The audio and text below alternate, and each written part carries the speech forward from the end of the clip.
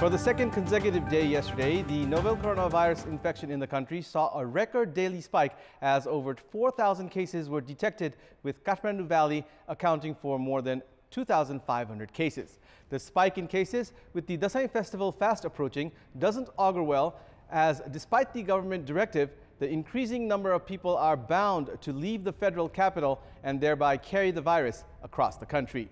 Good morning, I'm Abhyuday Shrestha, and these are the headlines of the hour. A record single-day spike of over 4,000 cases take the national tally past 98,000.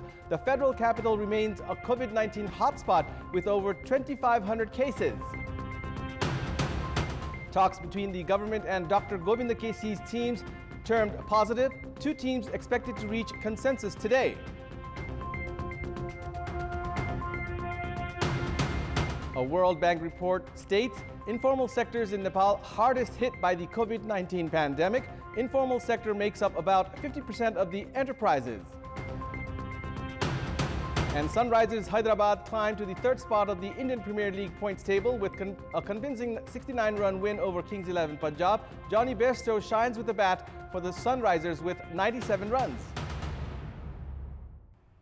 The country recorded the highest single-day spike for the second consecutive day yesterday, as a total of 4,364 new cases of COVID-19 were confirmed in the past 24 hours, taking the total number of coronavirus to 98,617. 12 deaths were also reported in the past 24 hours, taking the country's COVID-19 death tally to 590. According to the Health Ministry, a total of 18,473 swab samples were tested through the PCR method in the past 24 hours, taking the test tally to over 1.13 million. This is the highest single-day test carried out till date in the country. Out of the newly infected cases, 2,540 were reported from the federal capital. This is also the highest single-day cases registered in the Kathmandu Valley so far. Kathmandu district alone reported 2,085 cases, Lalitpur reported 320, and Bhaktapur reported 135 cases.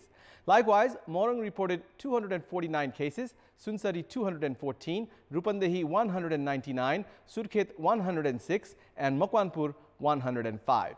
Meanwhile, 2,675 individuals were discharged from various hospitals and isolation centers after registering full recovery. With this, the number of recoveries in the country has reached 71,343, and the recovery rate stands at 72.3%. According to the Health Ministry, there are over 26,000 active cases in the country, out of which 11,717 are in isolation centers, while 14,967 are in home isolation and 4,460 are in quarantine centers.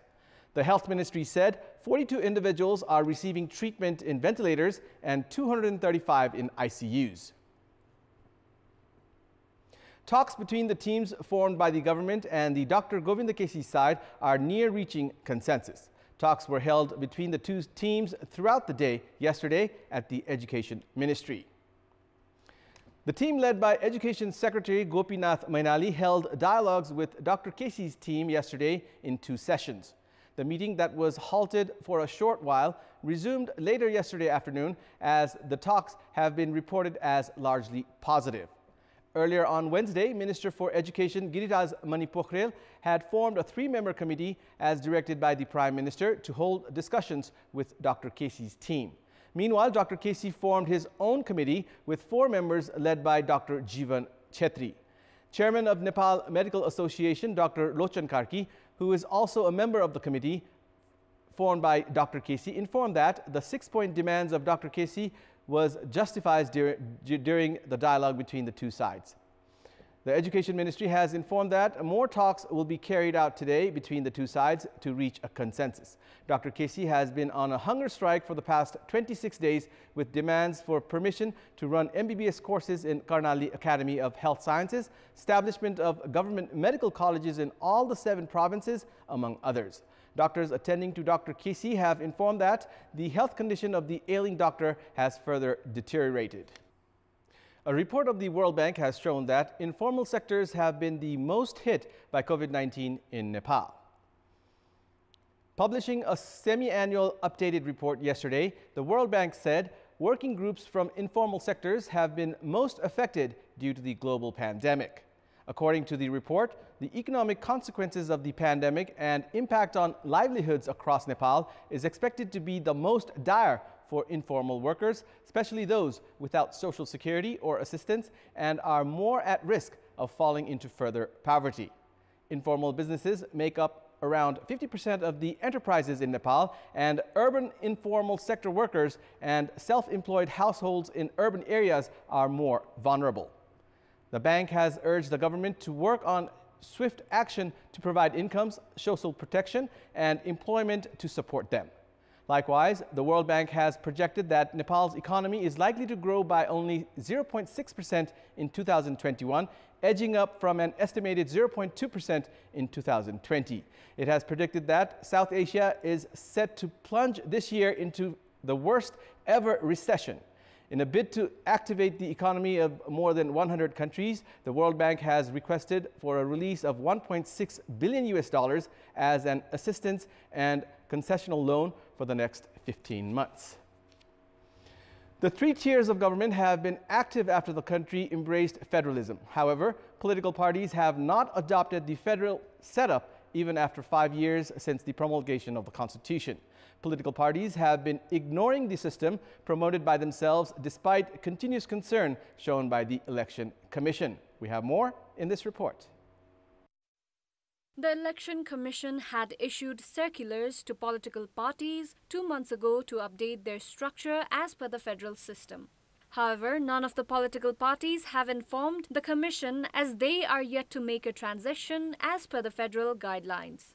Instead of operating the party by forming 3 levels of committee as envisioned by the Constitution, the parties have been functioning in old ways of centralized system.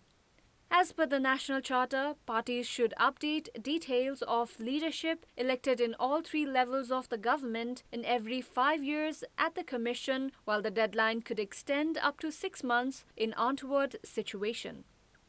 However, political parties are seeking excuses to avoid their transformation as per the federal system. Major political parties, including the ruling Nepal Communist Party, the main opposition Nepali Congress, and Janata Samajwadi Party are waiting for their general convention to complete the transformation, while other parties are making excuses of party integration.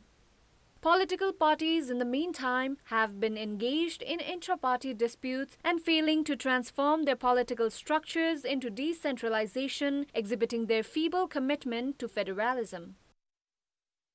In our Public Voice segment, we had asked the local residents in Palwang what are their aspirations from the provincial government. Let's take a look at what they had to say. Public Voice. राजधानी आयो भन्दैमा हामीले खेतोकी जग्गाले भासेर यसलाई सहर बसाल्नु भन्ने हाम्रो मन छैन। हामी अहिले आइल्यान्डमा बसेछौँ हेर्नुस्। पहिलो प्राथमिकता त आफू सुरक्षित हुन खोजिन्छ। यहाँको जग्गालाई पूर्जावाला बन्दै हुन्थ्यो। विश्वविद्यालयहरु हुनु पर्यो, हस्पिटलहरु हुनु पर्यो। अब विकास निर्माणको काम गति हुनु पर्यो, यो खुसीको कुरो छ। यही स्कुलहरु बन्यो भने त म यही घरै बसेर दुखम सुखम पढ्न नि त सक्छु। 52 सालमा दर्ता भएको चाहिँ यो नगर विकास हो। आज 52 सालदेखि अहिलेसम्म पनि यिनी घरहरु यात्रा बने, यसको चाहिँ कुनै वैधानिकता छैन। र अब नेपाल सरकारले यसलाई पनि अब यो राजधानी भइसकेपछि पक्कै पनि यसलाई पनि चाहिँ केही न केही चाहिँ हेर्ला भन्ने हामीलाई लागिरहेछ। राजधानी पनि सर्ने र नयाँ ठाउँमा पनि बनाउने, त्यो सँगसँगै अगाडि बढाउन पर्छ, नत्र भने कागजमा राजधानी हुन सक्ने सम्भावना बढी हुन्छ।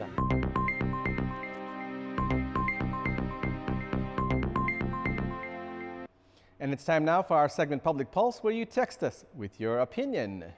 Public Pulse. And here's the question: why are government mechanisms indifferent towards implementing parliamentary committee directives? Your options are A, perverse culture, B, lack of resources, and C, impractical directive. The voting is on. Type NEWS, select your option A, B, or C, and send it to 34001 to share your opinion with us. And that's all for the moment. Keep watching Kantipur Television HD for more news and entertainment. Thank you for watching. Have a good day.